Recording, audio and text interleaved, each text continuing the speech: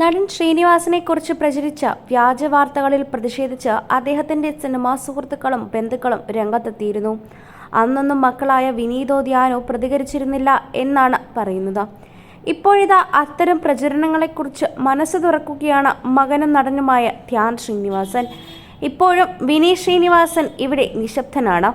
ഒരു അഭിമുഖത്തിന്റെ പുറകിലായിരുന്നു ധ്യാനിന്റെ ഇത്തരം തുറന്നു പറച്ചിൽ നടക്കുന്നത്.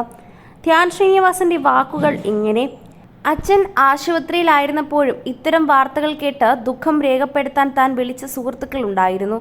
ആദരാഞ്ജലികൾ പറയാൻ വിളിച്ച സുഹൃത്തുക്കൾ അച്ഛനോട് ചത്തിട്ട് പോരെ ഇതെല്ലാം എന്നാണ് ചോദിച്ചത്. അച്ഛനോടൊപ്പം നിൽക്കുമ്പോഴും ഇത്തരം വാർത്തകളും കോളുകളും മെസ്സേജും വരുന്നത്, അതുകൊണ്ട് ഞാൻ ഇതൊന്നും കാര്യമാക്കിയില്ല. വാർത്ത തെറ്റാണെന്ന് എനിക്കറിയാമല്ലോ, പിന്നെ ഞാൻ എന്തിനാണ് വിഷമിക്കുന്നത്?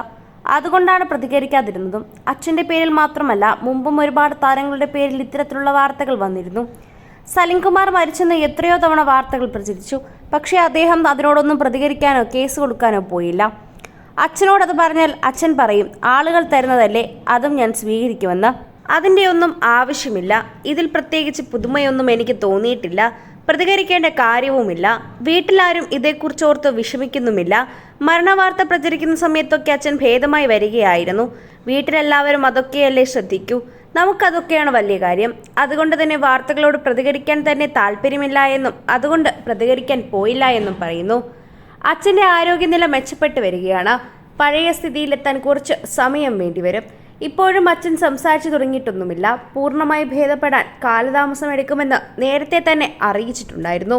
കൂടുതൽ സിനിമ, സീരിയൽ, ചാനൽ വാർത്തകൾക്കും നിങ്ങളുടെ പ്രിയപ്പെട്ട താരങ്ങളുടെ എക്സ്ക്ലൂസീവ് അഭിമുഖങ്ങൾക്കുമായി സബ്സ്ക്രൈബ് ചെയ്യാൻ മറക്കല്ലേ.